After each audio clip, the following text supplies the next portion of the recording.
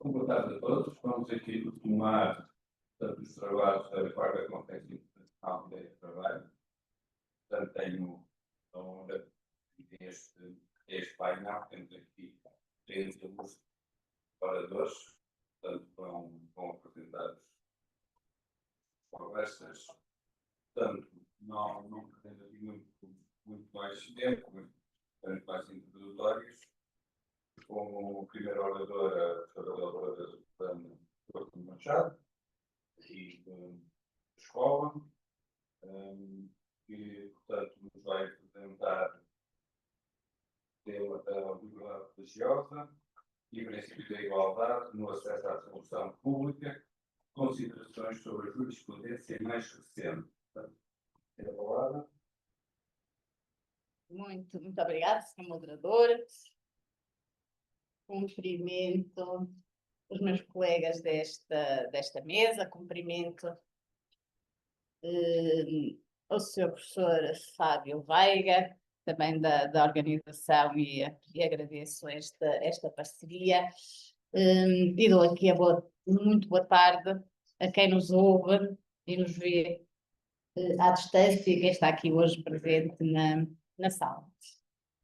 Trago aqui um tema em que procurarei discutir uma questão muito concreta e, portanto, farei aqui uma análise jurisprudencial de um caso concreto. Achei que podia ser mais útil para o debate e para esta questão, em vez de fazer uma abordagem mais genérica do tema da liberdade religiosa nas relações laborais, como aliás já o fiz aqui há uns anos nesta mesma conferência, e fazer aqui uma análise jurisprudencial de um caso concreto e explicar essa sua evolução.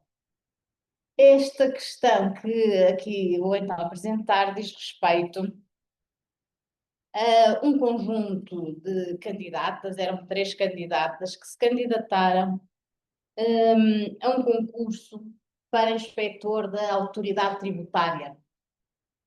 E por serem membros da Igreja Adventista do Sétimo Dia, estariam impedidas de qualquer trabalho secular, de fazer provas,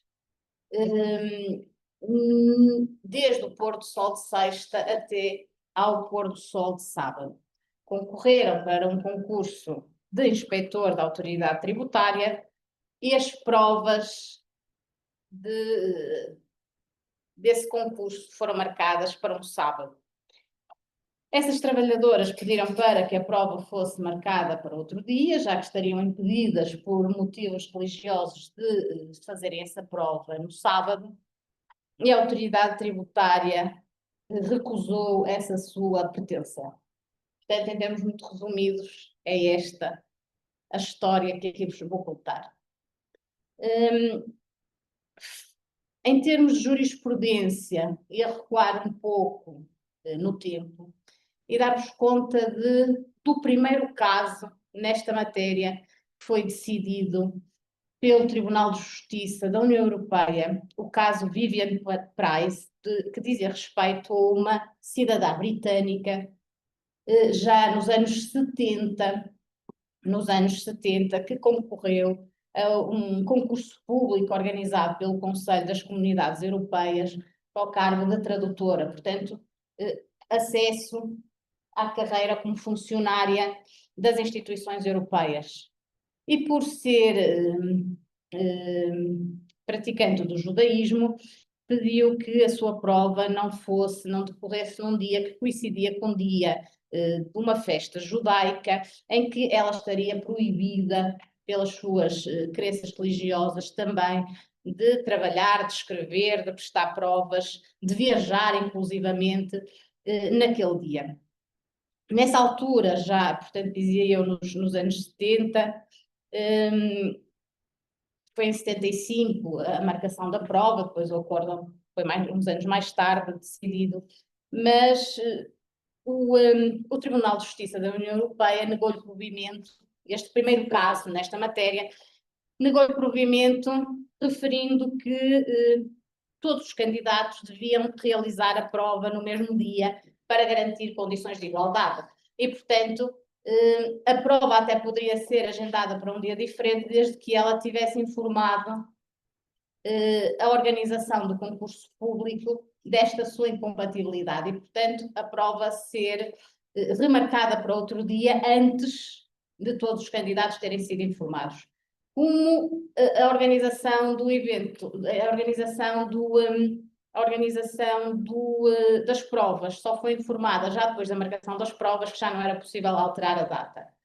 Mas este foi, de facto, um acórdão muito relevante em termos de argumentação, porque nesse acórdão o Tribunal de Justiça reconheceu e afirmou que deviam ser considerados os pedidos dos candidatos, que quem organiza estas provas no âmbito de concursos públicos deveria sempre atender às pretensões dos candidatos, desde que isso fosse conhecido antes da marcação das provas. E, portanto, a argumentação jurídica deste acordo do Tribunal de Justiça da União Europeia é, de facto,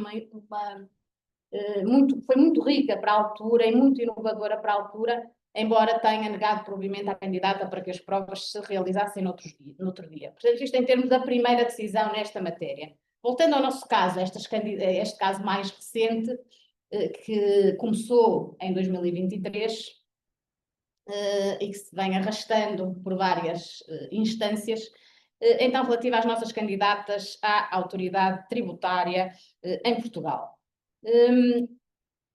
Depois de ter sido então negado o provimento para realizarem as provas no outro dia, que não fosse o sábado, então estas candidatas intentaram uma ação junto ao Tribunal Administrativo do Círculo de Lisboa e, portanto, enquanto sendo membros da Igreja Adventista do Sétimo Dia, estando impedidas de realizar qualquer trabalho secular do pôr do sol de sexta ao pôr do sol de sábado, fizeram esse pedido para que a prova fosse agendada para outro dia. Este Tribunal de Primeira Instância deu-lhes razão dizendo que havia aqui uma violação de direitos fundamentais, e os direitos fundamentais invocados foram o princípio da liberdade de religião e de culto, inscrito na Constituição, o princípio da igualdade, no artigo 13 da Constituição, e a liberdade de escolha de profissão e de acesso à função pública, no artigo 47 também da Constituição. E o Tribunal invocou ainda a existência de outras decisões anteriores que acolhiam pedidos semelhantes. Há um caso também nesta matéria do acesso às provas da Ordem dos Advogados, por exemplo, em que também as provas de acesso à Ordem dos Advogados foram marcadas para um sábado e que, entretanto, junto dos tribunais foi possível que a candidata, que até atualmente é procuradora, conseguisse realizar essas provas no outro dia. Portanto, esta primeira instância invocou essa jurisprudência anterior semelhante, por exemplo, provas no acesso à Ordem dos Advogados.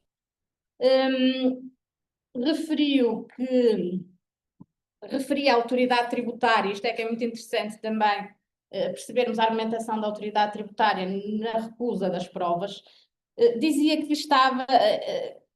a realização das provas no outro dia era um custo excessivo para a autoridade tributária. Havia muitos candidatos, havia que pagar a cedência das salas onde as provas eram realizadas, envolvia a PSP no transporte das provas e, portanto, isso representava um custo muito grande para a autoridade tributária e, curiosamente, fazia a autoridade tributária uma consideração de que a autoridade tributária é a entidade que tem que dar o exemplo na boa gestão dos dinheiros públicos e que, portanto, isso era um custo excessivo para a autoridade tributária.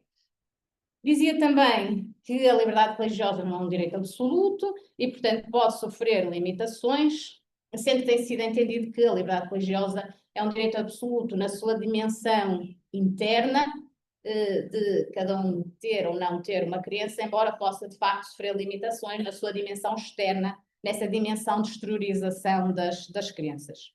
Por outro lado, referia também à autoridade tributária que, então, este direito, sendo um direito que não é absoluto, podia sofrer limitações perante o interesse público, perante o princípio da igualdade, dando muita relevância também ao princípio da eficiência administrativa nesta questão da gestão dos dinheiros públicos. O Tribunal de Primeira Instância recusou esta argumentação da autoridade tributária, dando razão às candidatas e, portanto, julgou procedente a ação das candidatas referindo que o direito à liberdade religiosa tem consagração constitucional, naqueles artigos da Constituição, nomeadamente no artigo 41 da Constituição, que referi há pouco, tem consagração legal na Lei da Liberdade Religiosa, e a esse propósito, para quem não conhece, fazer-vos referência ao artigo 14, que depois foi muito o centro da discussão, o artigo 14, número 3 da Lei da Liberdade Religiosa em Portugal, que dá a possibilidade de provas de avaliação que coincidam com dias dedicados ao repouso de certas religiões, essas provas poderem ser prestadas numa segunda chamada, em dia que não coincida com essa objeção, mas refere-se a alunos. E, portanto, a redação deste artigo refere mesmo se a data da prestação de provas de avaliação dos alunos coincidir com o dia de uma festividade religiosa, há a possibilidade de ser essa prova marcada para o outro dia. E, portanto, aqui o Tribunal de Primeira Instância disse que este artigo 14, número 3 da Lei da Liberdade Religiosa, que prevê essa possibilidade das provas de avaliação dos alunos serem realizadas num dia diferente que não coincida com o seu impedimento religioso, veio dizer que deve ser interpretada em sentido amplo e, portanto, uma interpretação restrita desse artigo põe em causa o próprio direito à liberdade religiosa, fere princípios da igualdade, fere princípios da proporcionalidade. E, por outro lado, também veio o Tribunal de Primeira Instância dizer que a autoridade tributária não conseguiu demonstrar o tal encargo excessivo, o encargo insuportável, o encargo desproporcional que dizia ser o motivo. Por outro lado, quando se faz uma ponderação de direitos, porque no fundo temos aqui direitos fundamentais em conflito, quando se faz esta ponderação de direitos, deve sempre adotar-se a solução menos restritiva e, portanto, aqui a solução menos restritiva era, de facto, conceder a possibilidade de estas candidatas realizarem a prova noutro dia. Portanto, em primeira instância foi reconhecido o direito a estas candidatas de realizarem a prova de conhecimentos de acesso à autoridade tributária num outro dia, que não coincidisse com este período entre o pôr do sol de sexta e o pôr do sol de sábado, e determinou então o Tribunal que a autoridade tributária devia reagendar uma data alternativa para a realização dessas provas. A autoridade tributária, não satisfeita, recorreu e, em segunda instância, foi mantida a decisão da primeira instância. Portanto, o Tribunal Central Administrativo do Sul manteve a decisão da primeira instância, voltou a reforçar o argumento de que o artigo 14, número 3 da Lei da Liberdade Religiosa não pode ser só aplicado a alunos, tem que ser visto em sentido amplo para garantir uma efetividade do princípio da liberdade religiosa, voltou ao princípio da proporcionalidade, voltou ao direito ao acesso à função pública, também inscrito no artigo 47 da Constituição, porque se não fosse a prova marcada noutra data que respeitasse a sua prática religiosa, estas candidatas estariam também a ser impedidas de aceder à função pública em igualdade de condições com outros candidatos. E a autoridade tributária, de facto, insistia na questão dos custos, dizendo que isto era muito caro, marcar as provas no outro dia era muito caro, marcar as provas no outro dia poderia ferir a igualdade entre os candidatos, e depois até faz um comentário a dizer que quem não é bom para trabalhar ao sábado também não é bom para trabalhar na autoridade tributária. E, portanto, faz esse tipo de argumentação. A autoridade tributária, não satisfeita por também perder na segunda instância, recorre para o Supremo Tribunal Administrativo. E no Supremo Tribunal Administrativo ganhou. Portanto, apesar de ter perdido nas duas instâncias anteriores, o Supremo Tribunal Administrativo dá razão à autoridade tributária, embora tenha havido um voto vencido. Portanto, o coletivo, 3 juízes, 2 votaram a favor e houve um voto de vencido. Portanto, continua a não ser uma decisão pacífica. Aí o Supremo deu provimento então a esse recurso da autoridade tributária, invocando, sobretudo, argumentos como a interpretação mais restrita do artigo 14 da Lei da Liberdade Religiosa, dizendo se está lá a palavra alunos, é porque o legislador quis apenas que fosse aplicada a alunos e não candidatos a realizarem provas de acesso à função pública, que a complexidade logística de um concurso desta natureza justifica restrições ao direito fundamental à liberdade religiosa, que realizar a prova no outro dia poderia pôr em causa o princípio da igualdade, porque a prova que fosse realizada no outro dia podia não ser exatamente com o mesmo grau de dificuldade que a prova que foi realizada pelos outros candidatos e, portanto, gerar-se uma desigualdade, quer por a prova ser mais fácil ou mais difícil se fosse realizada no outro dia. E, portanto, nestes casos, neste caso, o Supremo Tribunal Administrativo deu razão à autoridade tributária, contrariando todas as instâncias anteriores. Neste momento, esta ação encontra-se no Tribunal Constitucional, não há ainda decisão do Tribunal Constitucional, será esperada com muita expectativa, mas de facto aqui a questão é de saber, haverá sempre aqui uma questão de conflito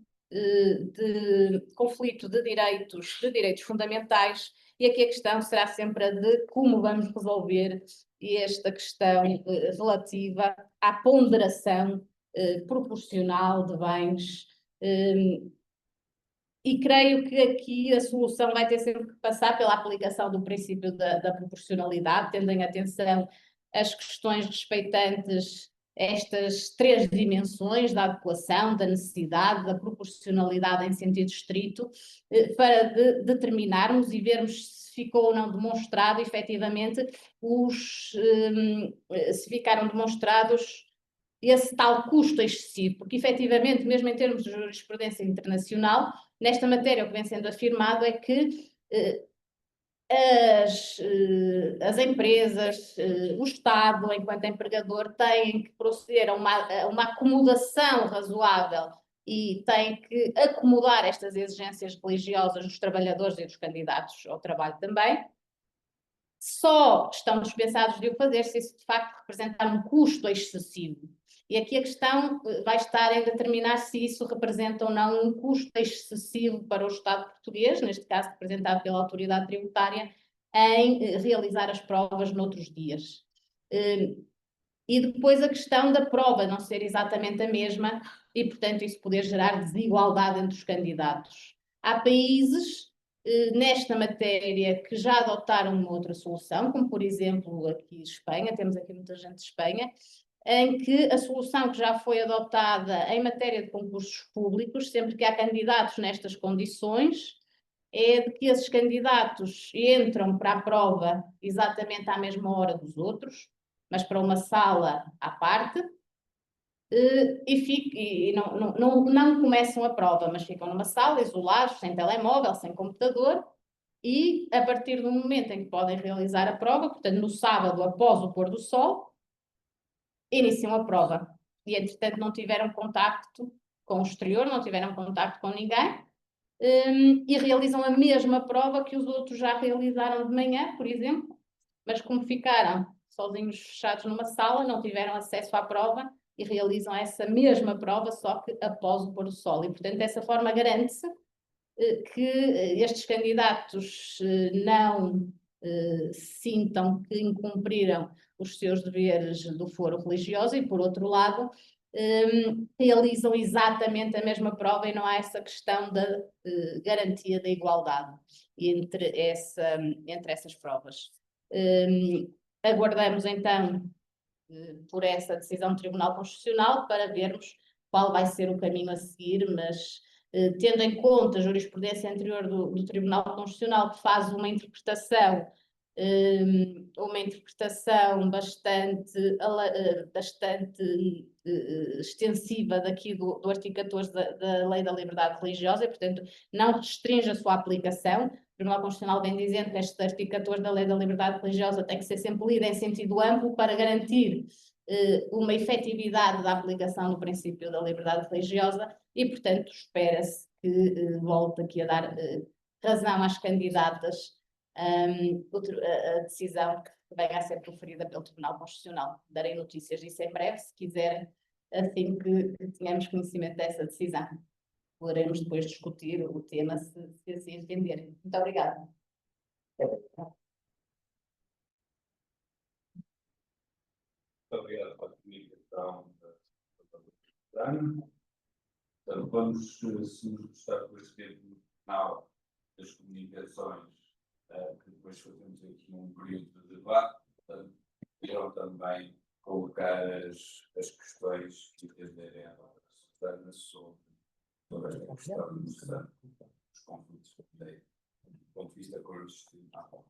Bem, passando em seguinte, a próxima comunicação que temos no programa do Dr. David Montoya Medina, portanto, estou catedrático da Universidade Dominicana, em Espanha, e portanto, nos vai aqui a comunicação de falar da discriminação e discapacidade que tem lá visto presente da TSUE, mercado espanhol.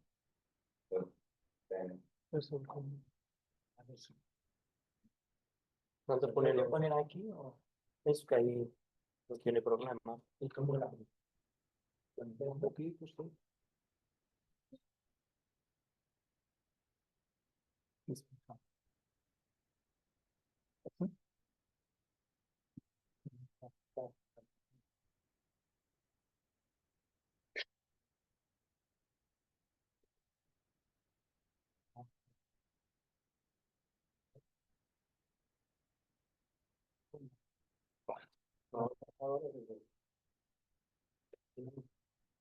Vete a la primera página. Eso, ¿cómo va a ser? ¿Por atrás? ¿Vale? Ahora, vale. Ok.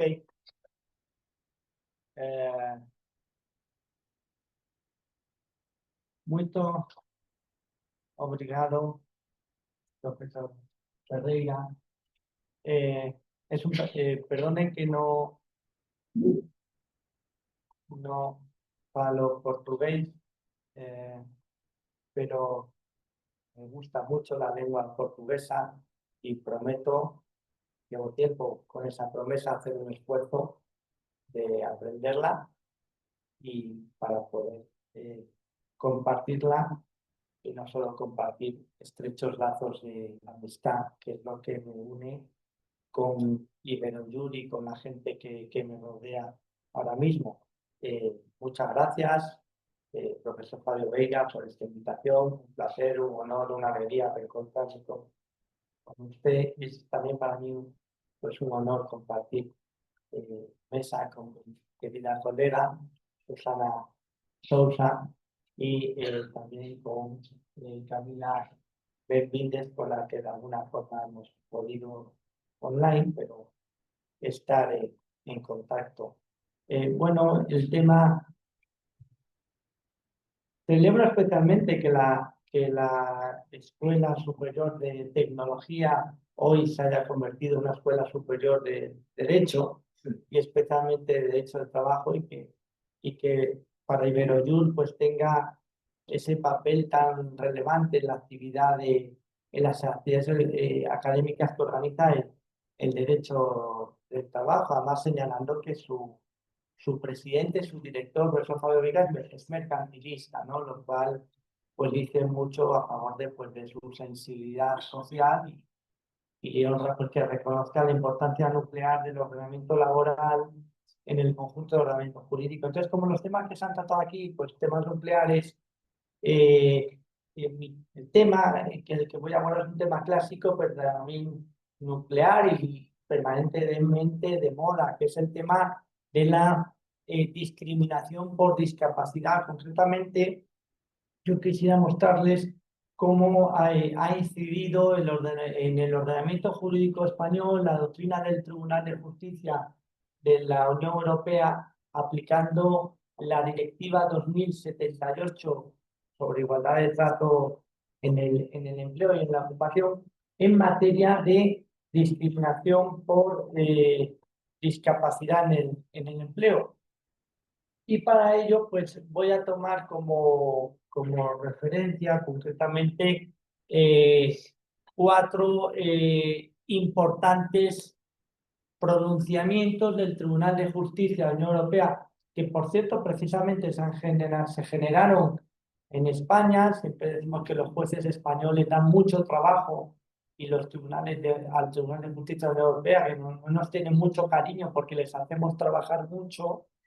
Y de esos 4 pronunciamientos, de los que hablaré, 2 van o versan sobre el alcance de la protección antidiscriminatoria por discapacidad ofrecido por la directiva, es decir, si es extensible al supuesto de problemas de salud pasajeros o meramente enfermedad del trabajador, y otros 2 versan sobre la obligación que tiene el empresario de introducir ajustes razonables, en la terminología anglosajona reasonable adjustments, respecto a los trabajadores con discapacidad, que también, ¿no? que también contempla la directiva, ¿no?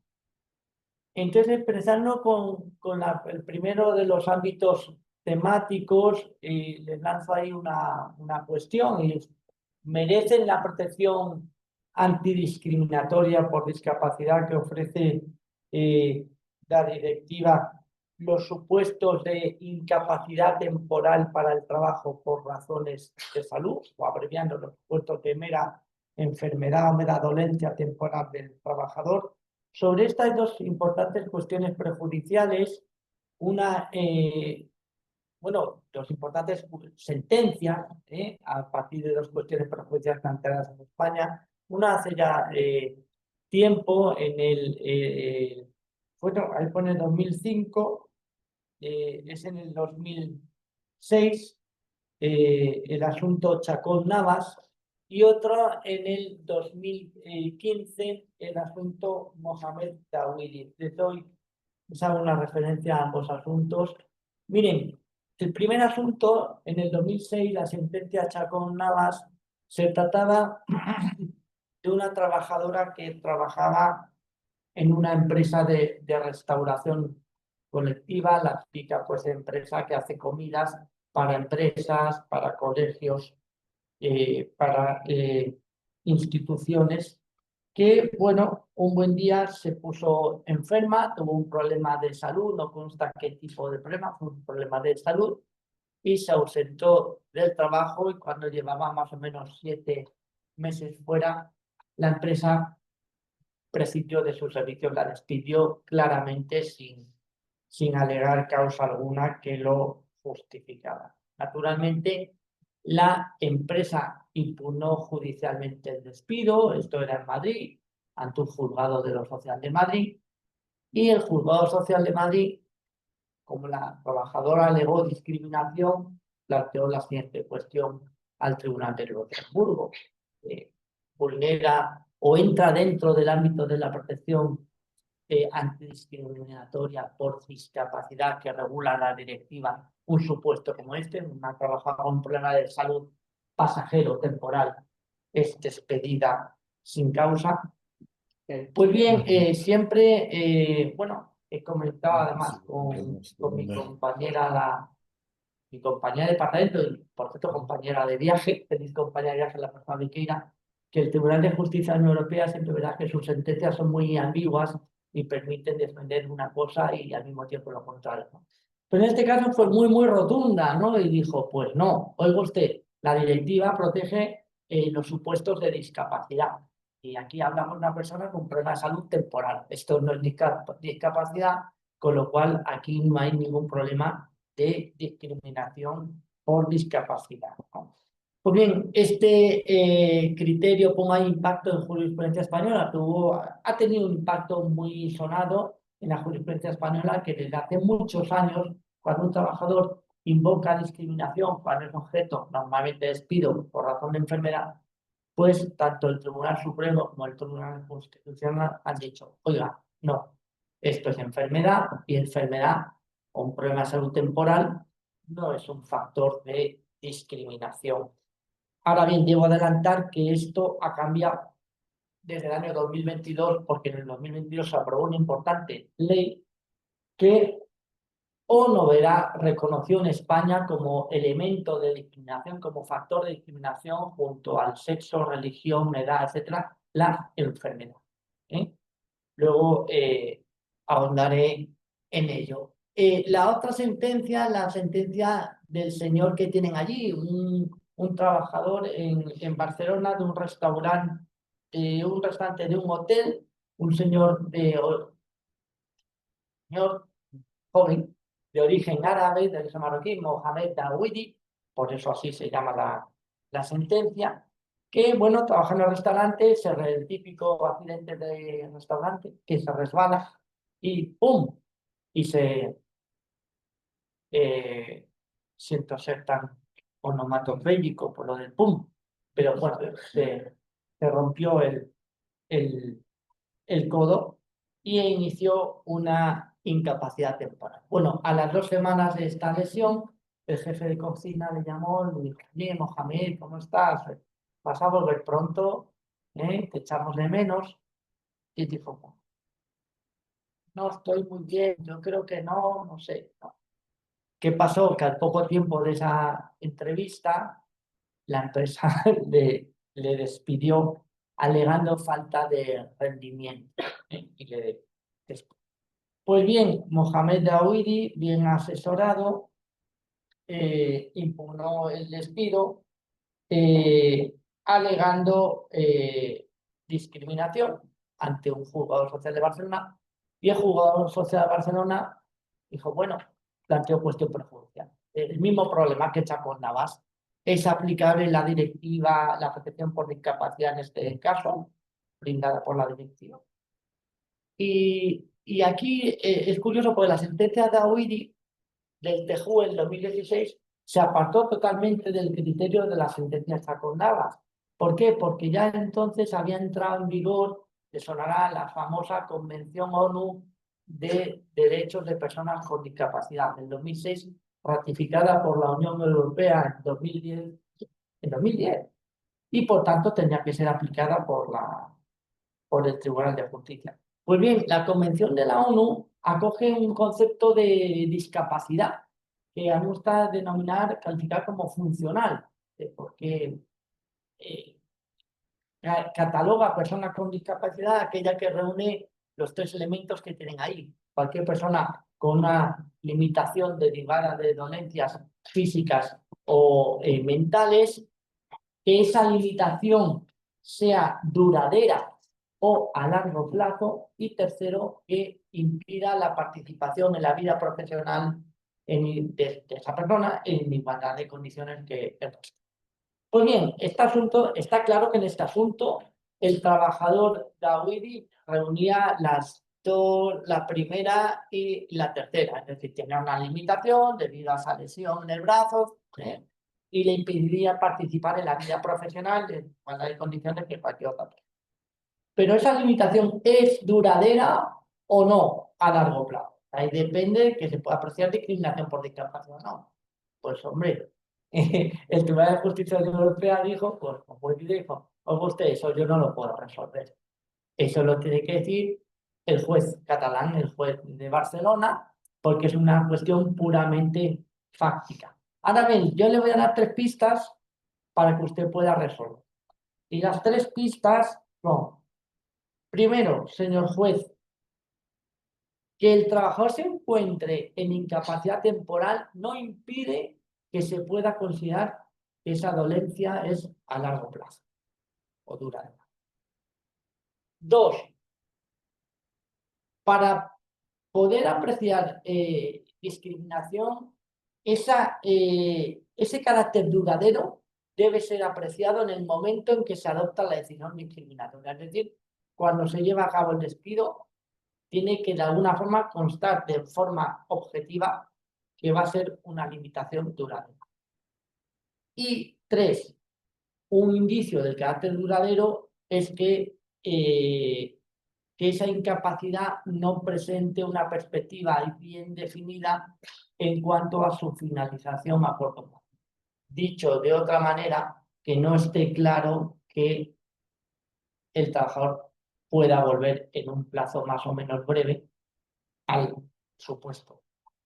Bueno, pues con estos elementos es evidente, el señor juez de Barcelona, jueza de Barcelona dijo, no, aquí claro, está claro que hay discriminación por discapacidad porque se dan esos elementos y el despido, por tanto, hay que declararlo discriminatorio. Bueno, pues esta sentencia, bueno, vieja ya, pero causó mucho impacto. ¿Qué impacto tuvo en el ordenamiento jurídico español?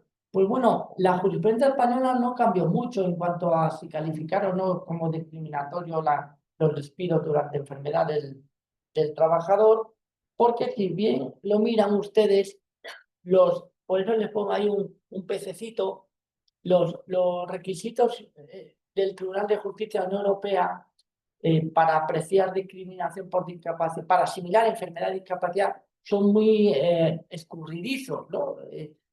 Son muy difícilmente apreciables en el supuesto concreto, ¿no? Que sea una limitación de carácter duradero o a largo plazo, pues bueno, habrá que ver el caso concreto y además que ese carácter sea apreciable no en cualquier momento, no que luego, sí, estaba claro que era duradera, se tiene que ver que es duradero en el momento en que se adopta la decisión discriminatoria.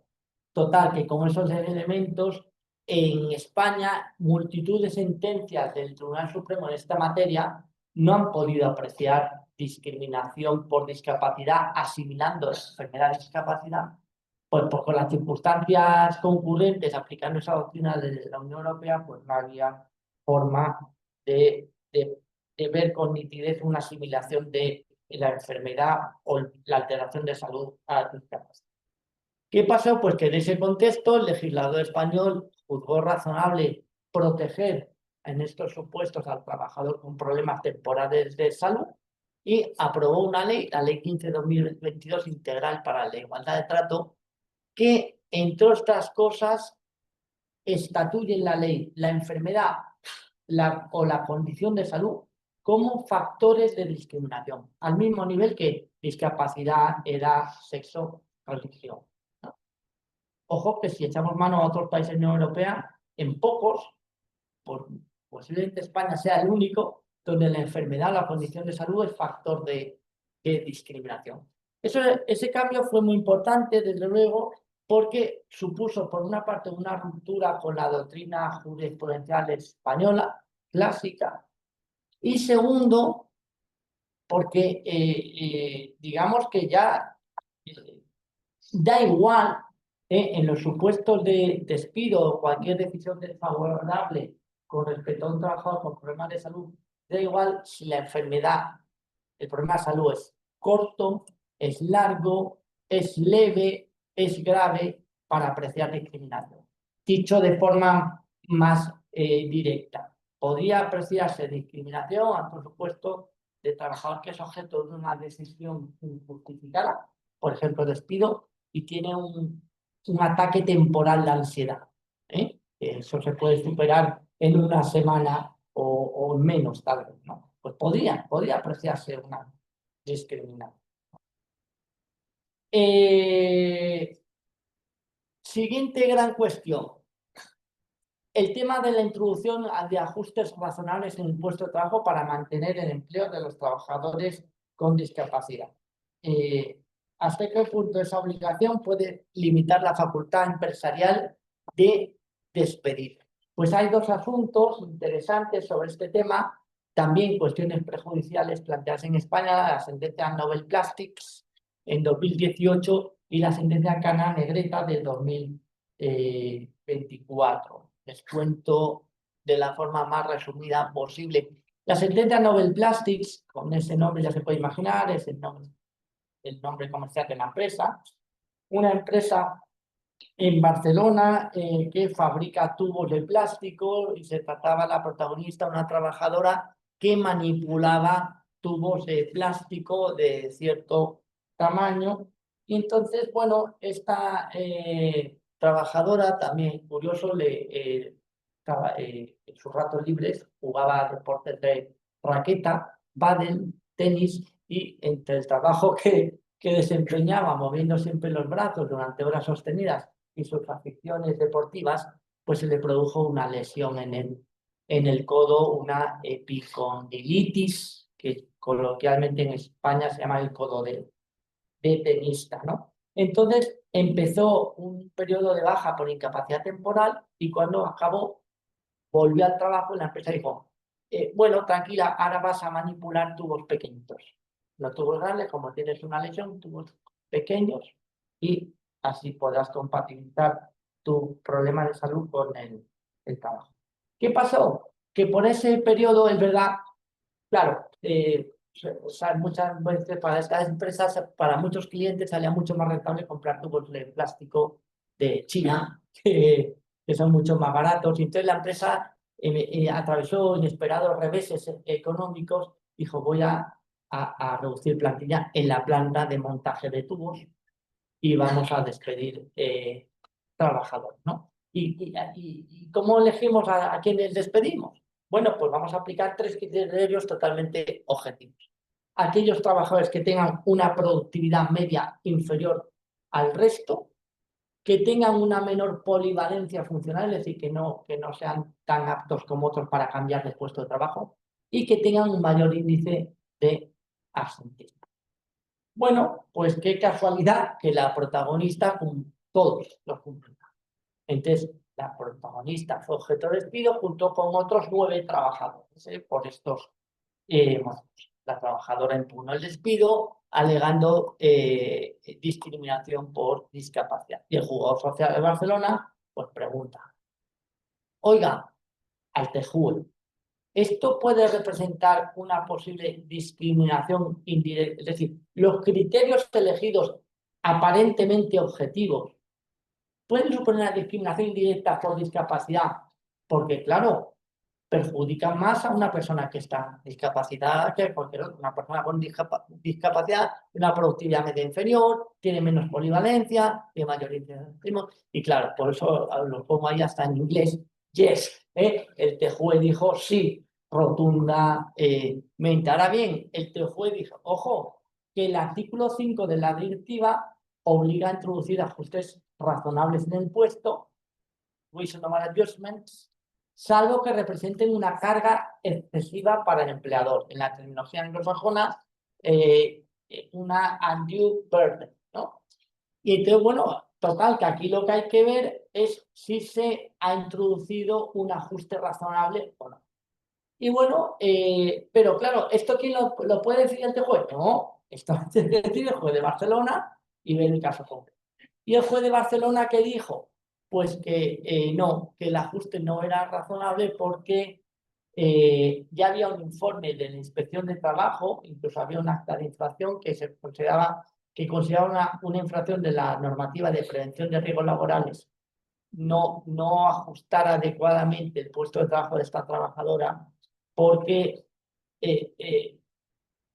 ponerla a trabajar con tubos más pequeños no resolvía el problema, dada su violencia. Requería otro tipo de ajuste, por así decirlo, de mayor intensidad. Y voy terminando porque sé que voy con más de tiempo. El segundo gran asunto sobre este tema es la sentencia Cana Negreta, que, bueno, resumiendo muy mucho, fue un asunto de un conductor de camión, de una empresa de reciclaje, que en Baleares, que resumiendo muy mucho, pues sufrió una fractura en el pie derecho, saben que el pie derecho es el que no, para el acelerador, y entonces inició un proceso de baja médica hasta que al final, resumiendo muy mucho, la Seguridad Social, bueno, por vía judicial le declaró en incapacidad permanente total. ¿Qué pasa? Que en España, como en otros países de nuestro entorno, cuando un trabajador se le declara incapacidad permanente total, la legislación laboral permite al empresario extinguir el contrato de trabajo, porque ese trabajador ya no puede desempeñar su profesión habitual.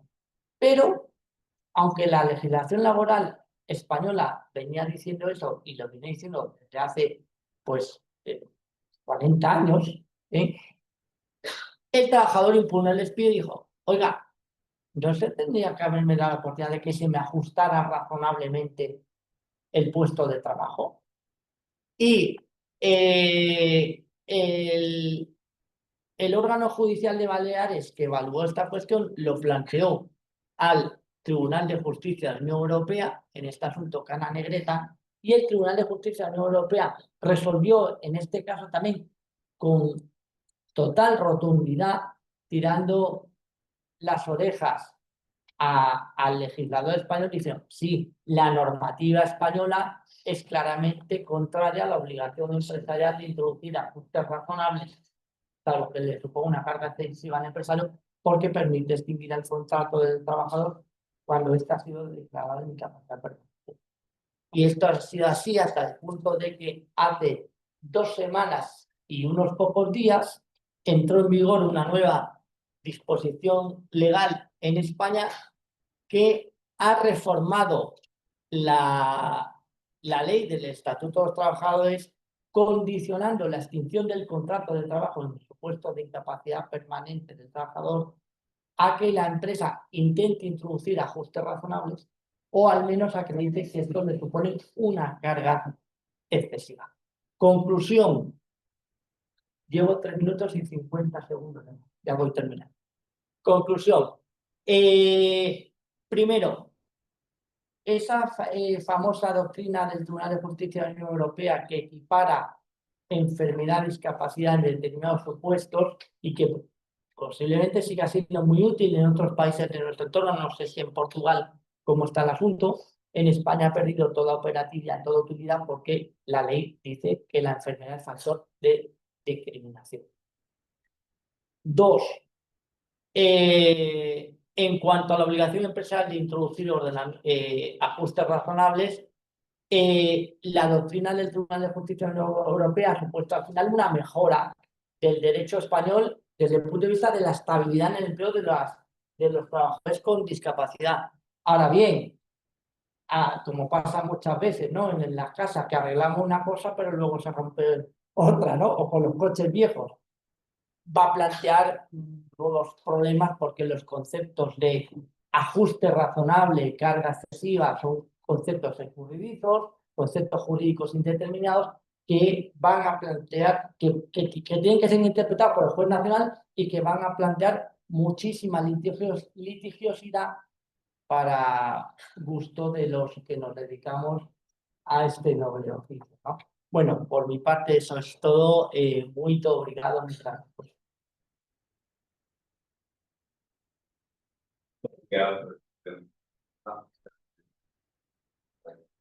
Várias questões que vai me colocar para o final. Bem, dando seguimento à ordem de trabalhos que temos, em seguida vai apresentar a sua publicação para o doutor Vídeos, da Universidade Mercado, nos vai fazer aqui a comunicação e falar do conceito de trabalhador e o ano de aplicação da diretiva UE, que nos pode falar a ter aqui mais questão ligada à União Europeia, que é a específica maior da nossa organização. Só guardar a questão ali. Segundo.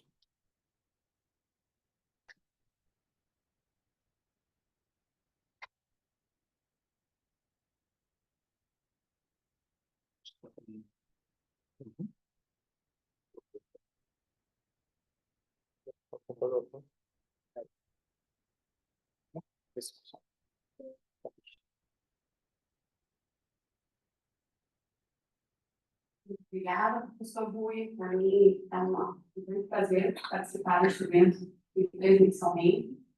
Quero agradecer aos organizadores do evento pelo convite, a Guilherme, como nós estávamos em Milão, e o primeiro projeto desse evento começou a sair do papel, e para mim hoje estar aqui realmente é um prazer muito grande. Meu nome é Camila Martins dos Santos Benevides, eu sou ítalo-brasileira, nasci no Brasil, mas moro na Itália, onde eu tenho desenvolvido a minha carreira acadêmica, e eu atuo também como advogada, tanto no Brasil como em Portugal, sou magistrada de Campinas. O meu tema de pesquisa, na verdade, ele é relacionado com os contratos internacionais remotos. Então, desde o meu doutorado, sou doutorada pela Universidade Sapienza de Roma, eu tenho estudado as questões de conflito de jurisdição e de competência nos contratos internacionais remotos. Agora, eu assumi há pouco tempo na Universidade de Mercatolo uma posição como investigadora e fui convidada a incluir na minha pesquisa, fazer uma ligação na minha pesquisa da nova diretiva, nova não podemos dizer que não é tão nova, né? Da União Europeia sobre due diligence e estabilidade com os seus efeitos do direito do trabalho. Então, o que eu vou apresentar para vocês hoje, na verdade, é o resultado parcial dessa pesquisa que nós começamos no começo desse ano, principalmente relacionado então, com os efeitos dessa diretiva no âmbito do direito do trabalho. Bom, sobre essa diretiva, acho que não é uma novidade para vocês, é uma diretiva já muito conhecida, que ela é uma base fundamental, um ponto muito interessante de desenvolvimento de direitos humanos e sustentabilidade, não somente na União Europeia, justamente porque essa diretiva traz essa inovação, porque os efeitos dela podem se estender pelas empresas que fazem parte do grupo empresarial, mesmo que essa empresa não esteja sediada dentro da União Europeia. A diretiva traz diversas obrigações, deveres, questões com relação, inclusive, ao dever da empresa criar um poder, um canal de reclamação para gerir eventuais reclamações. Mas eu não vou hoje entrar nos detalhes da diretiva, porque não é um tema de estudo. Inclusive, quem tiver interesse em saber mais sobre essa diretiva, eu recomendo que estude os últimos artigos do professor Dr. Fábio Veiga, que tem analisado muito a questão dessa nova diretiva. Mas, quando me apresentaram ela, eu comecei a pensar nos efeitos dela, porque ela realmente traz várias questões que são um pouco burocráticas e um dos temas que eu vou tratar hoje mostra, inclusive, a dificuldade de entender qual é o âmbito de aplicação. Então, justamente por isso, eu acho que antes dela entrar propriamente em vigência, nós já tivemos uma nova diretiva chamada como Stop the Clock, que é justamente uma diretiva para tentar postergar a aplicação da diretiva sobre a due diligence, já que tem alguns pontos que não são muito claros e muito burocráticos para as empresas. Mas, quando me apresentaram essa diretiva e falaram para eu fazer essa ligação dela com o efeito no âmbito laboral, eu comecei a ler a diretiva e já no segundo artigo me surpreendi com a escolha do legislador europeu de como fazer a aplicação dessa diretiva. Então, ali no artigo 2º é estabelecido que essa diretiva vai ser aplicada para as empresas com mais de 1.000 trabalhadores e que tenham um faturamento mundial acima de 450 mil euros. No entender, ela explica que mesmo que a sede principal não tenha, pode ser somado, então, os trabalhadores das suas filiais.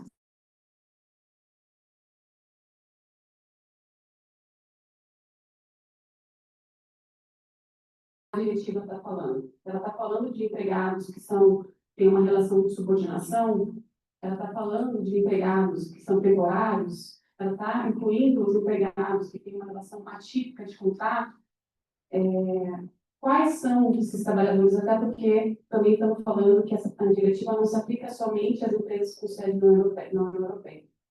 Bom, considerando sim, então, o meu primeiro temor já foi resolvido, porque a diretiva estabeleceu que as sedes da empresa que não estão no território europeu, o número de trabalhadores, embora sem esclarecer quem são os trabalhadores, né, ela estabeleceu que o número de trabalhadores das empresas que não estão dentro da União Europeia não serão considerados para totalizar aqueles 1.000 trabalhadores que são necessários. Justamente por quê? Porque existia uma insegurança jurídica, que o critério de trabalhador seria diferente, né, provavelmente, nos países que são fora da União Europeia. O meu ponto de vista é que, mesmo dentro da União Europeia, nós temos uma dificuldade de entender qual é o conceito de trabalhador.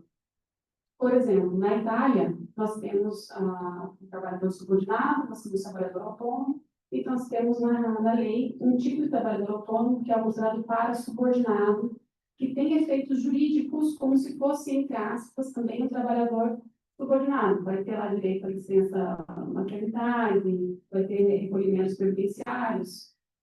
E a diretiva ela esclarece que devem ser considerados, então, dentro das empresas europeias, então, não somente os trabalhadores, entre aspas, típicos, mas ela também fala, outros trabalhadores em formas atípicas deverão também ser incluídos no número de cálculo de trabalhadores, desde que preencham os critérios estabelecidos pelo Tribunal de Justiça da União Europeia para determinar o Estatuto do Trabalhador. Ela continua ainda, depois no artigo 4, e fala novamente isso, que para analisar qual é o conceito de trabalhador para efeito desse cálculo, para determinar se o fim do empregado, tem que ser observado quais são os critérios do Tribunal de Justiça da União Europeia. Como o professor Davi Montoya Medina acabou de mencionar, o problema é que as decisões do Tribunal de Justiça da União Europeia são muito ambíguas. E, por exemplo, eu quero também chamar a atenção para vocês de uma outra questão. A diretiva sobre a due diligence, ela escolheu expressamente não mencionar o conceito de trabalhador com base nas leis nacionais ou com base em normas coletivas. Porque eu trouxe para vocês, por exemplo, a diretiva 2019-1152, que é com relação às condições de trabalho transparentes inclusive na União Europeia, que ela é anterior a essa nova diretiva, e aqui o legislador europeu, de forma expressa, determinou que o conceito de trabalhador fosse observado com base na lei nacional, nas convenções coletivas, e levando em conta, por fim, também a jurisprudência Tribunal de Justiça. Essa redação está completamente diferente da redação da diretiva da due diligence, porque ele não fala ali, vou voltar aqui. Opa. A diretiva não fala na lei nacional, nem nas normas coletivas, e deixa simplesmente que sejam observados os critérios que são estabelecidos pelo Tribunal de Justiça da União Europeia. Aquilo que eu me pergunto é, como eu falei, mesmo dentro da União Europeia, nós temos uma dificuldade de entender qual é o conceito de trabalhador. Um outro exemplo que eu queria mencionar para vocês também, se for mas vamos imaginar a empresa Uber, que tem sedes na Itália, Portugal, Espanha, enfim, vários países. Algumas convenções coletivas, não com a Uber, mas com a Just Eat, que é uma empresa semelhante, só para vocês entenderem o que eu estou dizendo, por meio de negociação sindical, foi estabelecido que os trabalhadores que fazem entrega por meio de motorinos, de bicicleta, são empregados subordinados, ou seja, os trabalhadores dessa categoria na Itália, por base na regra sindical, são considerados trabalhadores subordinados. Não sei como funcionam os outros estados, membros, por exemplo. Não sei se dentro da Espanha existe uma negociação coletiva que diga que esses mesmos trabalhadores dessa mesma empresa também são subordinados, ou em Portugal, ou na Alemanha. A minha questão é, essa empresa, que deveria fazer a soma de todas as suas filiais dentro da União Europeia para verificar se ela tem mais de 1.000 empregados, como a empresa vai fazer essa soma se em um país os empregados são considerados autônomos e em outros que são considerados como empregados subordinados? Me parece que nós estamos vivendo, da forma como está escrito hoje essa diretiva, um momento de muita insegurança jurídica. E a partir daí, nosso grupo de pesquisa tem tentado entender, então, qual seria a interpretação do Tribunal de Justiça da União Europeia sobre o que é um trabalhador para fins da diretiva. E nós percebemos que a diretiva, as decisões do Tribunal de Justiça, elas levam duas vertentes. Uma é, quando a diretiva ela coloca expressamente a observância da lei nacional, como aquela que eu mencionei para vocês, do trabalho transparente, que falava observância da lei nacional, a Justiça faz uma análise tentando trazer um efeito útil, ou seja, além de abarcar o que está na lei nacional, ela também faz a diretiva uma interpretação mais ampla. E quando a diretiva não faz referência ao direito nacional, como essa que nós mencionamos agora, da due diligence, o Tribunal de Justiça faz uma análise com base nos seus critérios autônomos. Qual é o problema? A própria União Europeia, a própria Tribunal de Justiça, já deixou claro, eu coloquei ali os cases para vocês, que não existe uma interpretação única do Tribunal de Justiça sobre o que é um trabalhador. Que a Tribunal de Justiça faz análise com base em qual será o efeito da diretiva. Então, não existe uma definição única de trabalhador no direito do direito europeu. Ela vai variar conforme o domínio em que essa diretiva vai ser aplicada. Embora a gente não saiba exatamente qual vai ser a interpretação da tribunal com base nessa diretiva, que é a due diligence, nós podemos sempre pensar nas questões básicas que aparecem em todas as decisões do Tribunal de Justiça, ou seja, que existe uma prestação de serviço, que existe uma retribuição e que exista nessa relação uma relação de subordinação. Mas mesmo esses critérios, a partir do caso prático, vão ser analisados de formas diferentes dentro das jurisprudências. Então, o primeiro conceito, que é com relação à prestação de serviço, o Tribunal de Justiça deixa muito claro que deve ser analisado questões de prestação de serviço efetivo e genuíno, não ter relação com prestação de serviço acessório. Até esse ponto, fácil. Mas depois ela passa a dizer que, independente do contrato ser, por exemplo, sui generis ou de tratar de relações atípicas, ainda assim pode ser considerado um trabalhador para fins de aplicação da diretiva. Fatos relacionados à produtividade, à descontinuidade da relação de trabalho ou horário de trabalho não impede o reconhecimento de que aquele trabalhador é um trabalhador que será abarcado pela diretiva. E ainda tem uma decisão muito interessante do case 413/13 do Tribunal de Justiça, que fala que mesmo que o direito nacional entenda que aquele trabalhador não é um trabalhador subordinado, isso não impede que ele seja considerado trabalhador para fins de aplicação da diretiva. Com relação ao segundo critério, que também é sempre utilizado, então, a questão do serviço, remuneração e subordinação. A remuneração também tem sido interpretada de forma muito ampla pelo Tribunal de Justiça. Ela pode ser considerada de uma forma flexível, pode ser variada, ela pode ter um elemento pago em natura, não necessariamente pago em dinheiro, pode ser inclusive um quiprocó, uma troca de favores, que a Tribunal de Justiça acaba entendendo que também é válido como forma de remuneração para reconhecer o trabalhador como um trabalhador abarcado pelas diretivas. Ainda sempre falando de remuneração, o Tribunal de Justiça já estabeleceu que não é obrigatório que seja o empregador que faça o pagamento da remuneração. Então, como por exemplo, no caso de gorjetos, né, quando o empregado recebe valores terceiros, ainda assim é considerada remuneração para fins de qualificação como trabalhador, mesmo que seja uma remuneração inferior ao mínimo de subsistência, e mesmo que seja uma atividade que não está relacionada ao obter lucro. O último caso que eu achei bem interessante ser mencionado é o caso do juiz de paz na Itália, que não recebe salário, propriamente dito, ele recebe uma coisa chamada honorários, que depende de cada atendimento que ele faz com o juiz de paz. E mesmo nesse caso, no caso 658 de 2018, o Tribunal de Justiça entendeu que esse juiz de paz deveria ser considerado como trabalhador, ainda que a remuneração dele fosse considerada como honorário, não uma parcela paga pelo empregador. Indo para o último item, que é a subordinação. A análise da subordinação feita pelo Tribunal de Justiça também vai variar, né? Sempre todos os itens acabam variando de acordo com a diretiva que o Tribunal está analisando se vai ser aplicada ou não. Geralmente, se aplicam critérios objetivos, com eficácia de poder de gestão, se existem instruções a serem seguidas, se existe partilha dos riscos da empresa, se existem condições reguladas por sindicatos, como a remuneração, e outras questões contratuais. Quando eu comecei a ver tudo isso e verifiquei que existia essa diferença, essa dificuldade de compreender qual é a interpretação da Tribunal de Justiça com relação ao Conselho Trabalhador, eu comecei a pensar como vai ser. Tudo bem, hoje nós temos a diretiva Stop the Clock, que acabou postergando um pouco o efeito da diretiva do diligence. Mas como vai ser quando entrar em vigência, para as empresas saberem se elas estão sendo abarcadas ou não, se elas têm um número de empregados suficientes ou não? Como os trabalhadores vão saber se eles vão poder exigir as matérias que estão sendo discutidas? Eu procurei, então, já indo para a conclusão, uma diretiva que fosse semelhante, no sentido de não fazer a menção direta à lei nacional ou ao estabelecimento de negociações coletivas, e achei a diretiva que fala sobre a organização do tempo de trabalho.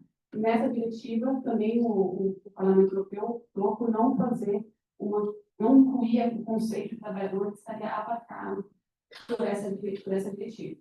E, no caso da União Europeia, então, eles definiram que para aquela diretiva seria excluído como trabalhador, ou seja, não seria abarcado pela diretiva aqueles que tivessem poder de poder subcontratar ou chamar substituídos, aqueles que pudessem, de forma objetiva, recusar pagamentos, aqueles que pudessem prestar serviços para terceiros, inclusive para concorrentes, aqueles que pudessem ter liberdade para determinar o seu próprio horário, e deixou claro que essas questões poderiam servir para afastar os direitos se a autonomia não fosse meramente fictícia, né, analisando por si no caso prático, e se não fosse possível realmente identificar nenhum tipo de vínculo de subordinação.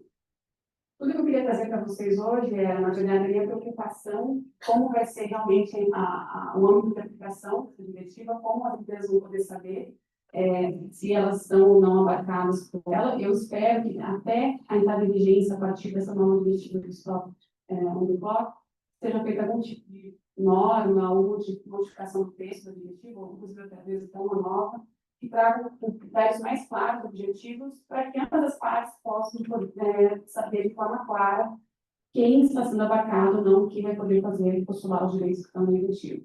Eu agradeço muito novamente pela oportunidade e fico à disposição para eventuais perguntas. Obrigada.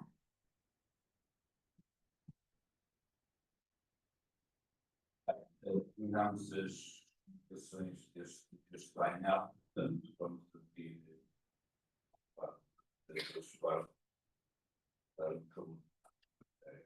colocar alguma questão.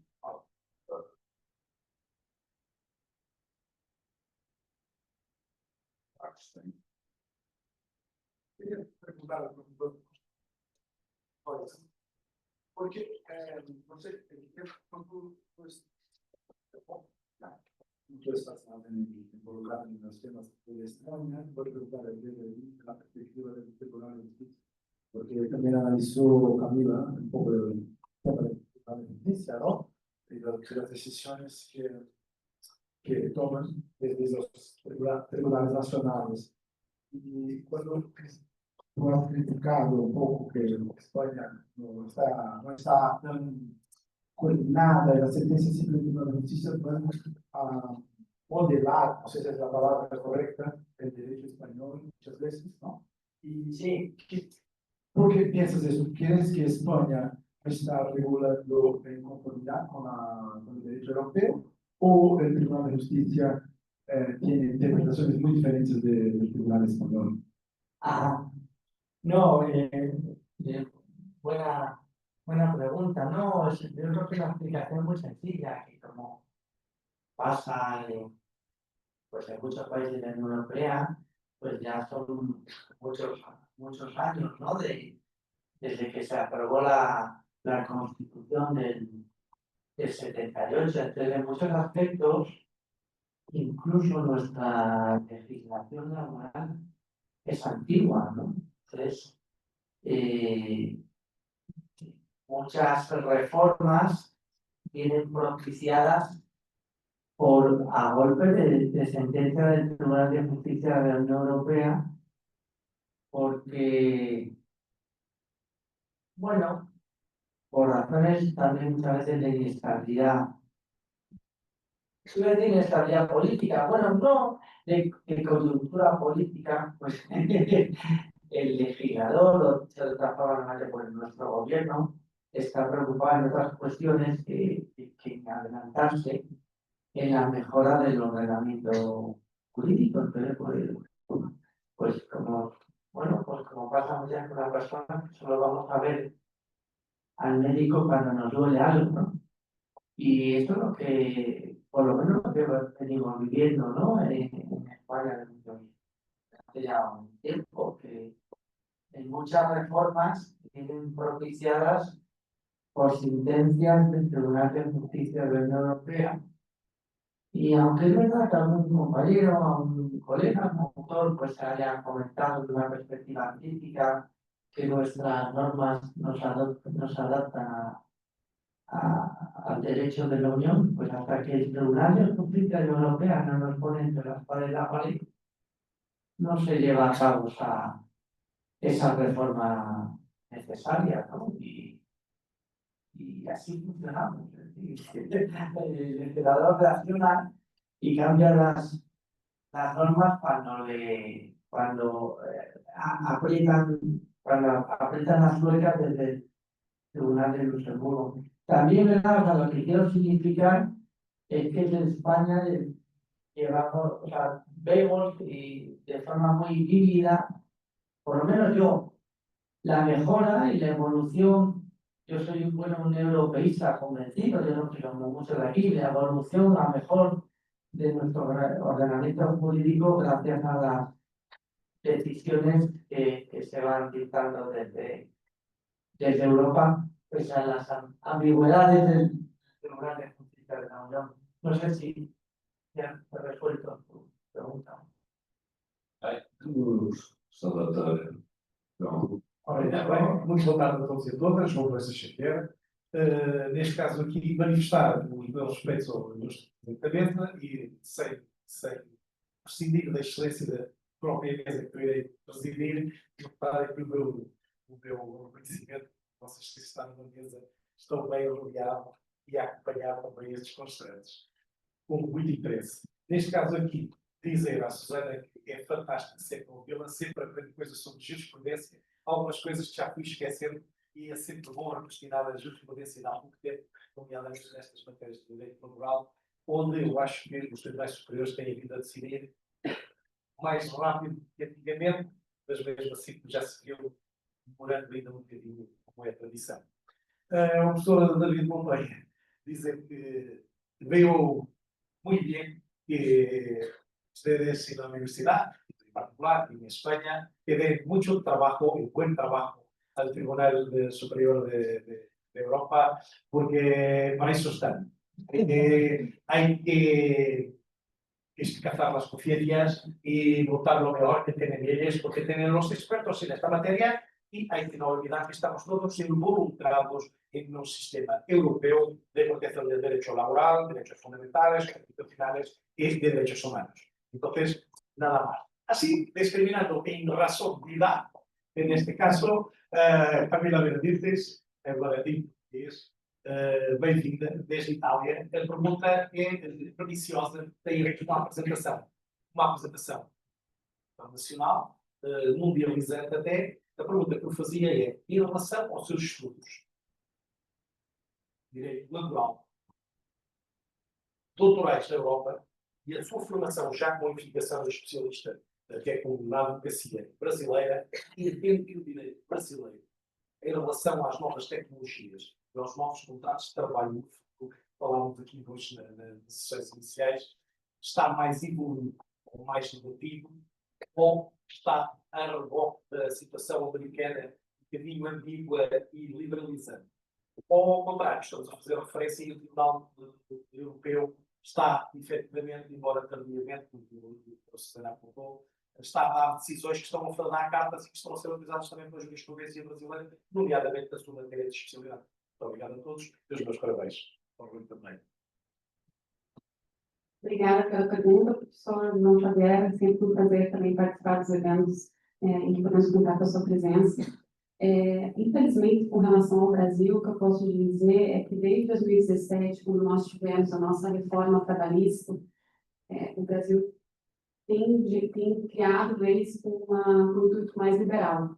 Então, por exemplo, com relação aos trabalhadores remotos, que é justamente a minha área de pesquisa, a CLT colocou uma determinação com relação a qual é a lei que se aplica quando nós estamos falando de um contrato que acaba sendo exercido em mais de 2 estados da Federação Brasileira. Então, vamos imaginar uma empresa que tem sede em São Paulo e contrata um empregado para fazer telemarketing ou algo do gênero, e esse empregado reside em Porto Alegre, por exemplo. A CLT colocou que cabe ao empregador estabelecer no contrato de trabalho qual é o local de lotação desse empregado, para fim de verificar qual é o sindicato competente para negociar as normas coletivas. E no Brasil, o sindicato, nós temos uma unicidade sindical, ou seja, um sindicato de categoria, e esse sindicato aplica conforme o território dele. O que acontece? Como vocês podem imaginar, o local do sindicato acaba variando também as normas que o sindicato negocia. O sindicato grande em São Paulo, que abarca muitos trabalhadores, tende a ser um sindicato muito forte, com poder de negociação, que traz muitas normas coletivas, enquanto os sindicatos, às vezes, de uma cidade pequena, ou mesmo de Porto Alegre, que não é tão pequena, mas que não é igual a São Paulo, pode estabelecer normas coletivas menos protetivas, digamos assim, ou com menos benefícios. Quando a CLT coloca que cabe ao empregador estabelecer o local de lotação, ela encaixa para dar o poder do empregador de escolher qual vai ser, se vai ser a sede da empresa ou se vai ser a filial em Porto Alegre. E automaticamente o empregador pode escolher, então, qual é o sindicato que vai negociar as normas coletivas. O que, ao meu ver, é uma coisa que eu já tenho desde que teve essa mudança da lei, que foi logo depois da pandemia em 2020, reiterado, que, ao meu ver, é absurdo, porque nós não podemos dar para a raposa o direito de escolher onde vai ficar o galinheiro. Então, eu acho que, infelizmente, no Brasil, nós estamos seguindo o modelo americano no sentido um pouco mais liberal. Mas muito obrigada novamente pela pergunta. Antes de passar a palavra para a quinta opinião, agradecer as palavras. Obrigado. Mais questões? Não estamos fácil. Aqui é uma questão. Vou usar a minha qualidade de presidente da mesa e vou questionar aqui a doutora. E ela, sou uma questão, não sou da área do direito de trabalho, da área de impostos, da área do tributário, mas não vou fazer nenhuma questão de tributário, bem evidente. Mas estava a pensar um bocadinho no requisito da condição da subordinação jurídica. Como é que as diretivas europeias se tratam relativamente aos fenómenos de teletrabalho, enfim, como é que esta questão é abordada? Pois é, essa é uma questão também que é bem complicada. Uma questão bem complicada, que foi inclusive tema da minha tese de doutorado. Por quê? Porque a legislação europeia, ela, embora seja muito atualizada em vários pontos, ela não segue, ao meu ver, o momento que nós estamos vivendo hoje, que é justamente um grande aumento de número de trabalhadores digitais, seja em plataformas digitais, seja em trabalhadores remotos. Eu, particularmente, não estudo os trabalhadores de plataforma. Eu estudo os trabalhadores que trabalham no regime de teletrabalho em modelos internacionais. Então, um empregado que mora, por exemplo, em Portugal e trabalha para uma empresa com sede na Inglaterra, ou Inglaterra não é um exemplo por causa do Brexit, mas uma empresa que tem em Espanha, por exemplo. As normas que nós temos hoje com relação a isso, elas estão desatualizadas. Então, um dos pontos que são importantes para a gente ver, inclusive a questão tributária desses trabalhadores, é qual o local da prestação de serviço. Em um contrato internacional como esse, qual é o local da prestação de serviço? Eu entendo que não é onde o empregado está fisicamente, porque ele pode, a não ser que tenha uma regra que proíba no contrato que ele mude de cidade, mas se ele tiver uma liberdade, ele pode morar esse ano em Portugal, ano que vem na Itália, ano que vem. Também não vou falar o caso do destacamento, tá? Seria uma outra regra, uma outra diretiva. Mas, para responder a pergunta, com relação à parte tributária, eu não sei exatamente como ficou definido para esse tipo de trabalhador. Eu sei que tem uma norma a nível europeu, mas eu não sei exatamente o que ela estabelece. Mas, com relação ao direito do trabalho, nós não temos ainda uma atualização. E o que nós temos que fazer, então, é uma análise, por exemplo, do regulamento Roma 1 e do regulamento de Bruxelas 1 bis, um conjunto com algumas decisões do Tribunal de Justiça da União Europeia para entender qual é o local de trabalho e, a partir daí, quais são as leis nacionais que se aplicam e qual é a jurisdição cabível em caso de eventual ação judicial. Mais questões?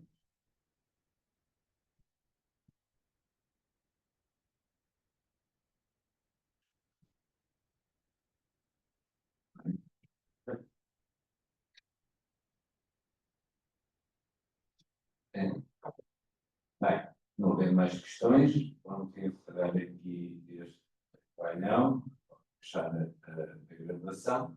Vamos agora para um coffee break e depois retomamos a partir das 4 horas com o painel.